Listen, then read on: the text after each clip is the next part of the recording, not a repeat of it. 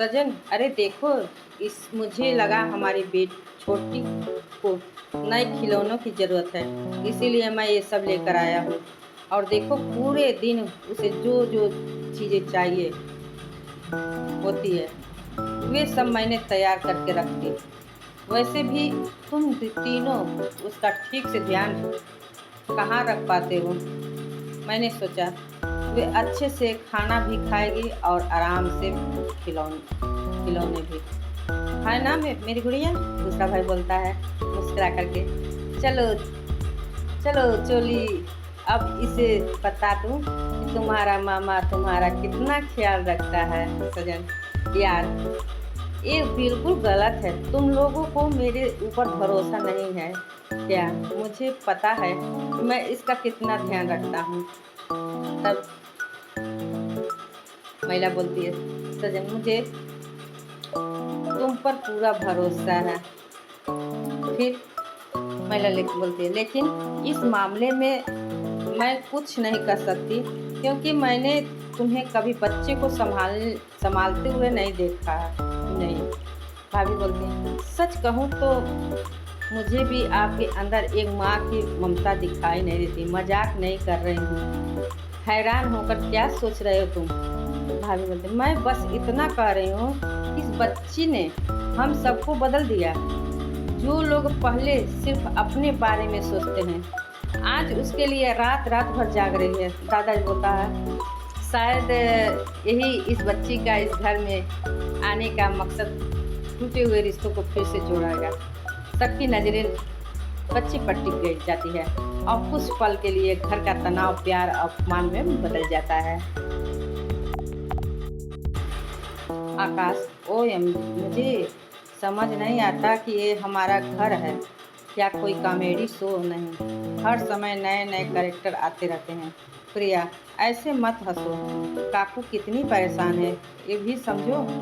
सचिन, और तुम भी हर समय साइली साइली करते रहते हो। मेरी पत्नी को जगत जगत माता नहीं, हर किसी की समस्या समाधान वही करे। प्रिया बोलती है, इतना गुस्सा करके ज़रूरत नहीं है। जो हुआ उसे बदल भी तो नहीं सकते। उसी समय रिया, सचिन, एक बात बताऊं, अगर घर में कामवाली की ज़रूरत है तो मुझे बताते। मेरी पहचान की एक ताई है जो बहुत अच्छा काम करती है और खाना भी बहुत स्वादिष्ट बनाती है। सचिन, रहने दो। अगर मैंने कुछ कहा तो काकू मुझे ही गलत समझाएगी, और अगर ताई के हाथ का खाना उन्हें पसंद नहीं आया तो डांट भी मुझे ही पड़ेगी। दूसरा भाई बोलता है, और अगर खाना अच्छा भी बना लिया तब भी काकू उसकी तारीफ नहीं करेगी, ताने भी नहीं मारेगी। सायली बोले, सुनो सचिन, अगर काकू मुझे सिर्फ खाना बनाने और घर का काम करने के लिए बुलाएगी तो मैं उस घर में कभी नहीं जाऊंगी। मैं उस घर की बहू, तुम्हारी पत्नी हूँ। अगर लौटूंगी तो उसी सम्मान और अधिकार के साथ। सचिन भावुक होकर, तुम्हें लगता है कि मैं तुम्हारी इज्जत नहीं करता? तुम मेरे घर की लक्ष्मी हो। मैं तुम्हें सम्मान के वापस लेकर आऊँगा। एक हफ्ते के अंदर तुम्हें अपने घर लेकर आऊँगा। तभी बच्ची रोने लगती है। रिया, मम्मी, इसका डायपर बदलना पड़ेगा, लेकिन मुझे बदलने नहीं आता। रिया बोलती है। तब सायली बोलती है, मैं हूँ ना, कुछ ही पल रीनी प्यार के बच्ची का डायपर बदल देगी। रिया, वाह रीनी, तुम तो बिल्कुल नेचुरल हो। हमें तो बिल्कुल समय लगता है। रिया बोलती, बच्चों को मूड बहुत अलग होता है। जब उनका मन होता है तो खेलते हैं, हंसते हैं, लेकिन जब उसका मन नहीं होता तो उन्हें संभालना बहुत मुश्किल हो जाता है। दूसरी तरफ आकाश, आज तुम बहुत अच्छे हैं व्यवहार कर रहे हो, इसमें बड़ी बात क्या है? हम सब एक टीम हैं। मैं मालिक का पति हूँ, लेकिन टीम का हिस्सा भी हूँ। हालात अजीब है, मुझे भी मानसिक तनाव हो रहा है, लेकिन क्या हमें सब कुछ ठीक करने की कोशिश नहीं करनी है चाहिए? घर में आई तेजस, घर की सफाई हुई या नहीं, बर्तन साफ हुए या नहीं, सभी आज बर्तनों की ड्यूटी तेजस की थी। आई तेजस, तैयार हुआ या नहीं? तेजस, हाँ मैं तैयार हूँ। परेश, मैं अपने दोस्त के साथ अनाथ आश्रम गया था। मैंने उन्हें इस बच्ची के बारे में सब कुछ बता दिया, लेकिन उन्होंने कहा कि बच्ची को इतनी आसानी से अनाथ आश्रम में प्रवेश नहीं मिल सकता, बड़े अधिकारियों से बात करनी पड़ती है। रेनू कहती है, इसका मतलब बच्ची अब हमारी ज़िंदगी भर परेशानी बन गई क्या? परेश, परेशानी मत कहो, ये बच्ची है, अभी हमें धैर्य रखना होगा। आई, चलो सब तैयार हो जाओ, हम तेजस के लिए रिश्ता देखने जा रहे हैं। परेश, क्या तुमने लड़की वालों को तेजस के तलाक के बारे में सब कुछ बता दिया? आई, पहले मिल तो लो। परेश, नहीं, इस बार झूठ नहीं चलेगा। अगर रिश्ता देखना है तो पहले सच सच सब बताना होगा, तलाक के बारे में भी और इस बच्ची के बारे में भी। दादा, मैं भी यही मानता हूँ। झूठ और नतीजा क्या होता है ये सब देख चुके हैं। आई, लेकिन बच्ची को हम साथ नहीं ले जा रहे हैं, और फिर उसके बारे में क्यों बताना? सचिन, और कुछ देर के लिए रिया और सायली बच्ची को संभाल लें। तो सब है, वाह, काम करना तो सायली याद जाती है, बाकी समय उसे इस घर में आने लायक भी नहीं समझते। आई, मैंने 100 बार कहा, वे लड़की इस घर में वापस नहीं आएगी, उसका साया भी इस घर पर नहीं पड़ेगा। भाई, तो फिर रिया को बुला लो। दूसरा भाई बोलता है, रिया को डायपर बदलना तक नहीं आता, वे पूरे दिन बच्ची को कैसे संभालेगी? परेश कहता थक करके, प्लीज़ जल्दी करो, थक चुका हूँ सबको समझाते समझाते। ये बच्ची कौन है? अब लोग मुझे जज करने लगेंगे। दादा बोलता है, बच्ची ढाल मत बनाओ, लोग तुम्हें तुम्हारी गलतियों की वजह से कुछ कहते न हैं, इस मासूम बच्ची की वजह से नहीं। अपनी कमियों की जिम्मेदारी खुद लो। सभी चुप हो जाते हैं। उस मासूम बच्ची की तरफ सबकी नज़रें आती हैं। घर के जितने भी झगड़े, गलतफहमियाँ और अहंकार थे, उन सब के बीच और बच्ची जैसे एक आईना बन गई थी, जो हर किसी को उसकी सच्चाई दिखा रही है। शायद वही इस टूटते हुए परिवार को फिर से जोड़ने की आखिरी उम्मीद थी। रेनू, इस बच्ची की मौसी के घर छोड़ देते हैं क्या? नहीं, बिल्कुल नहीं, बेचारी पहले से ही बीमार, ऊपर से हम उस पर जिम्मेदारी नहीं डाल सकते, उनकी परेशानियां और नहीं बढ़ाएंगे। उसी समय परेश का फ़ोन बजता है। हाँ परेश, बोलो। अच्छा, सच में? ठीक है ना, मैं अभी आता हूँ। रेनू, क्या? परेश, मेरे दोस्त ने बड़े अफसर से बात करने का इंतज़ाम कर लिया है, मुझे अभी तुरंत उसके पास जाना पड़ेगा। मैं तुम लोगों के साथ नहीं आऊँगा।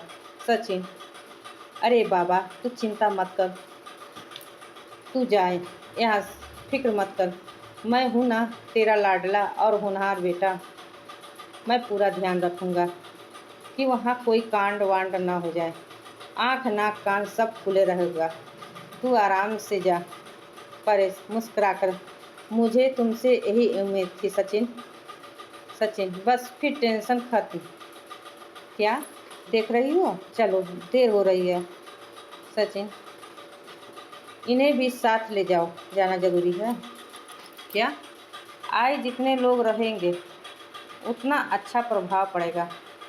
कुछ देर बाद लड़की वालों के घर लड़की के चाचा, आइए आइए, आप सबका बहुत स्वागत है, बैठिए। चाची, बेटा आप भी बैठिए।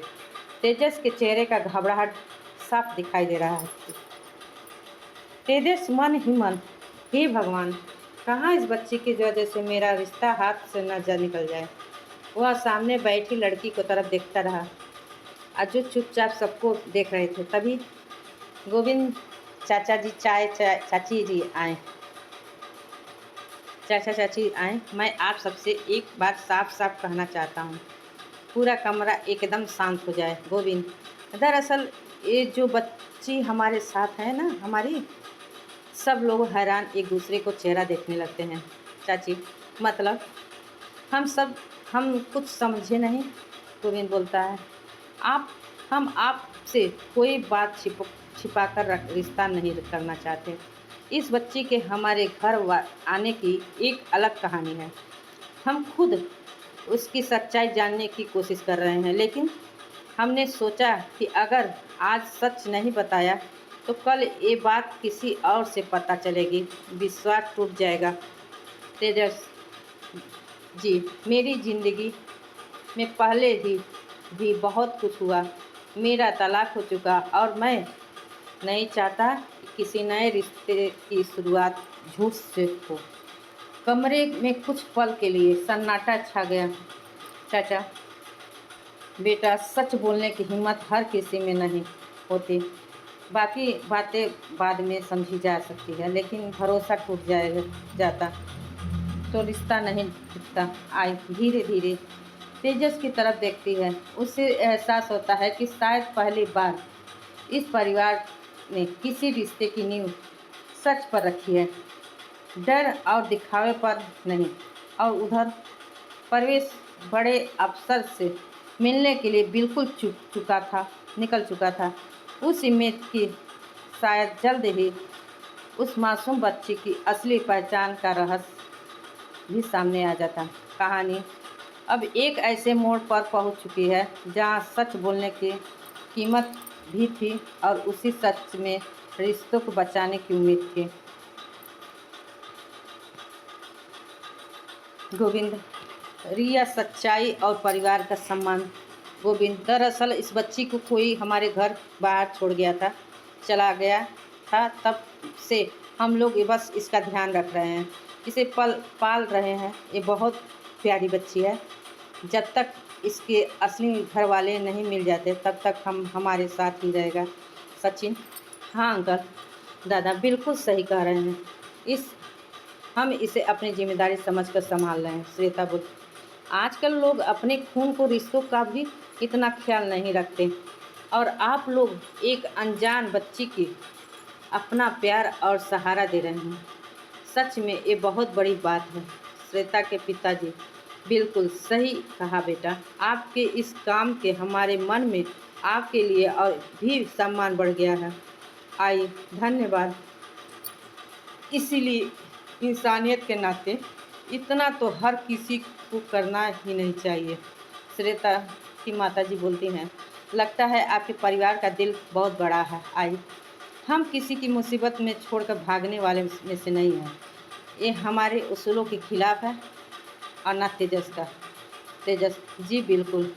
श्वेता की माँ बोलती, अच्छा बेटा, अब हमारे अपने बारे में भी कुछ बताइए, क्या कहते हैं। आई का चेहरा गर्व से चमक उठा। अरे मेरा बेटा बहुत बड़ा बिजनेसमैन है। इसके पास एक दो नहीं, पूरे 4 डिग्री है। मुंबई में इलेक्ट्रॉनिक्स का अच्छा खासा बिजनेस है। सीधा साधा, समझदार और होनहार है मेरा बेटा। बस इसे श्वेता जैसी अच्छी जीवन संगिनी मिल जाए। तेजस कुछ बोलने ही वाला था। सचिन, एक मिनट, मुझे भी एक ज़रूरी बात कहना है। कमरे का माहौल फिर गंभीर हो जाता है। सचिन, काका काकी, हम आपसे कोई बात छिपाना नहीं चाहते। दरअसल मेरा बड़ा भाई तेजस पहले से शादीशुदा है। अरे अरे सचिन, नहीं आई, सच कहना ज़रूरी है। आप लोग गलत मत समझिए। उसकी पहली शादी का तलाक का मामला अभी कोर्ट में चल रहा है। गोविंद, हमें भी कुछ बातों का पता बाद में चला। कई बातें हमने छिपाई गई थी, लेकिन अब हम कोई रिश्ता झूठ से शुरू नहीं करना चाहते। सचिन, इसीलिए हमने सोचा कि सब कुछ साफ साफ बता दें, क्योंकि रिश्ते भरोसे पर टिकते हैं। कुछ पल के लिए सन्नाटा छा गया। फिर श्वेता के पिताजी मुस्कुराते हुए बोले, मैं आपकी इस ईमानदारी की कद्र करता हूँ। आई जी। श्वेता के पिताजी, जो रिश्ता सच में नींव पर खड़ा है होता वही सबसे मजबूत होता है। श्वेता की माँ। और देखिए, हमें तेजस का डिवोर्स से कोई समस्या नहीं है। आई हैरान में सच। श्वेता की माँ, जी हाँ, किसी का तलाक हो जाना उसके चरित्र पर प्रमाण पत्र नहीं होता। हर रिश्ते की अपनी परिस्थिति होती है। श्वेता के पिताजी, और शादी तो तलाक के बाद भी हो सकता है। सबसे ज़रूरी बात यह है कि लड़का और लड़की एक दूसरे को समझे और पसंद करें। आई, जी बिल्कुल बिल्कुल सही कहा आपने सचिन। धीरे से गोविंद ने देखा, सच बोलने से भी कभी कभी अच्छे नतीजे मिलते हैं। गोविंद, हाँ, लेकिन अब भगवान करे ये सब बच्चे कुछ ऐसा न बोल दें कि रिश्ता फिर हाथ से निकल जाए। उधर तेजस ने एक नज़र श्वेता की तरफ देखा। श्वेता के चेहरे पर मुस्कान थी और शायद पहली बार तेजस को लगा कि उसकी ज़िंदगी को दूसरा मौका मिल सकता है। कमरे में बैठा हर व्यक्ति एक महसूस कर रहा था कि सच बोलना मुश्किल ज़रूरी होता है, लेकिन वही रिश्तों को सच्ची मजबूरी दे देता है।